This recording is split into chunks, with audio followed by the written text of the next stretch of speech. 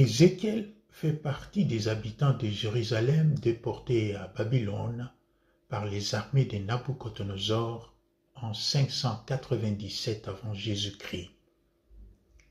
Les exilés se plaignent loin de la terre promise et disent « La conduite du Seigneur est étrange.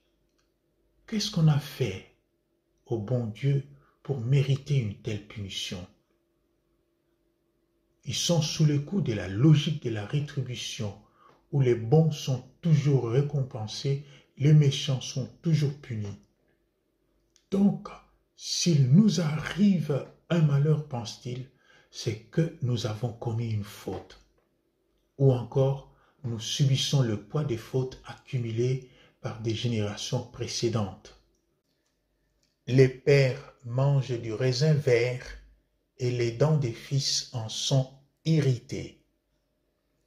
C'est dans ces contextes que Ézéchiel offre une méditation, une nouveauté sur la justice de Dieu. Personne, dit-il, n'est jamais puni pour la faute d'un autre.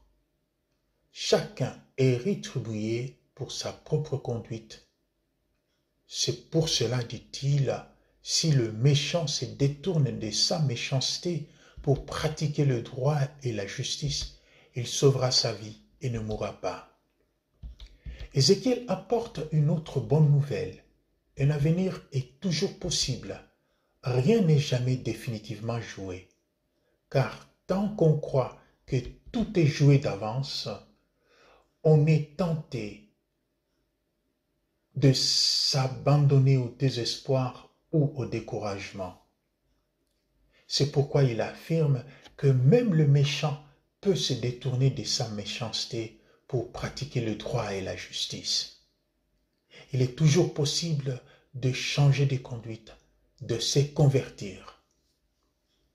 Quant au juste, il doit rester sur ses gardes, car s'il est juste se détourne de sa justice, c'est à cause de son mal qu'il mourra. Cette conclusion est déjà une explication à l'évangile du jour. Jésus, à la manière de prophète, interroge directement ses interlocuteurs pour les amener à trouver seuls la réponse juste qui les concerne. Lesquels des deux fils a fait la volonté du Père? Les deux fils sollicités d'aller à la vigne du Père, le premier refuse et finit quand même par y aller. Le deuxième s'empresse de dire oui, mais ne fait rien. Et sans la moindre transition, Jésus dit aux chefs des prêtres et aux anciens, à l'élite du peuple, vous êtes comme le deuxième fils. Il dit oui, oui papa, mais il ne va pas à la vigne. Tandis que vous voyez, il y a des gens beaucoup moins recommandables, mais qui sont plus près que vous à écouter la parole du Père. La volonté du Père est que son peuple, à commencer par les autorités religieuses, accueille son envoyé, accueille son Messie. Tous les drames de la passion du Christ se trouvent là. Le plus fervent en Israël, ceux qui attendaient avec impatience la venue du Messie et ceux qui priaient Dieu tous les jours pour hâter cette venue, ce sont justement eux qui ont refusé de le reconnaître, de reconnaître le Messie quand il arrive. Les publicains et les prostituées sont des pécheurs publics, on le sait. Et ce n'est pas pour cela que Jésus les complimente. Ils sont pourtant comme le premier fils. Ils ont commencé par refuser de travailler à la vigne. Seulement voilà, ils ont écouté la parole de Jean-Baptiste et ils ont changé. Ils entrent dans le royaume des cieux, non parce qu'ils sont pécheurs, mais parce qu'ils ont cru à la parole de Baptiste. tandis que vous, professionnels de la religion, vous avez refusé de croire à la parole de Jean-Baptiste. Vous avez même refusé de croire à la parole de Jésus. Et vous avez le toupet d'interroger le Fils de Dieu. Par quelle autorité fait-il cela? Ou encore, qui lui a donné cette autorité? Avant le texte des deux fils d'aujourd'hui, Jésus pose à ses interlocuteurs une question sur Jean-Baptiste. Le baptême de Jean-Baptiste, dit Jésus, d'où venait-il? Du ciel ou des hommes? Et les pharisiens s'arrangent pour ne pas répondre à cette question, de peur de se déjouer eux-mêmes, car ils avaient complètement ignoré Jean-Baptiste.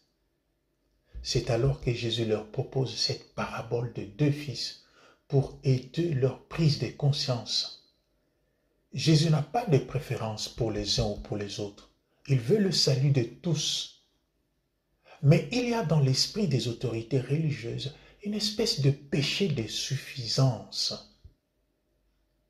Ce péché les empêche de se mettre en question.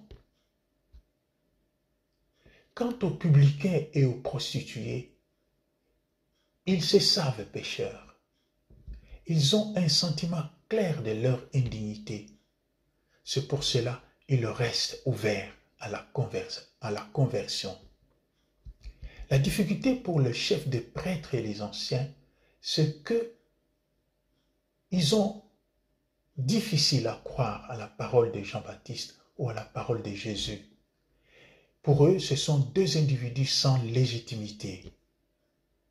Pour eux, ils savent beaucoup de Dieu et ils ne peuvent plus voir autre chose que leur propre certitude. Mais avec cette parabole de deux fils, Jésus remet en cause l'attitude religieuse des chefs des anciens et de prêtres. Sont-ils vraiment au service de Dieu? Sont-ils vraiment allés travailler à la vigne du Père? Sont-ils vraiment soucieux de se conformer à la volonté du Père ou simplement prisonniers de leur endoctrinement spirituel? Pour nous, aujourd'hui, cette parole de Dieu nous invite à nous mettre en question, dans notre mission de chrétiens. Sommes-nous sûrs d'être allés travailler à la vigne du Père? Sommes-nous vraiment soucieux de nous conformer à la volonté du Père ou sommes-nous simplement obnubilés par nos convictions personnelles? Le prophète Ézéchiel nous rappelle que chacun est rétribué pour sa propre conduite. La logique de la rétribution. Je voulais aussi partager avec vous, avant de finir, cette petite inquiétude. De nombreux messages nous arrivent parfois sur les réseaux sociaux avec la mention particulière « Il faut partager ce message à plus de 10 personnes et en moins de 2 jours, en moins d'une semaine, une pluie de bénédictions inondera votre vie. »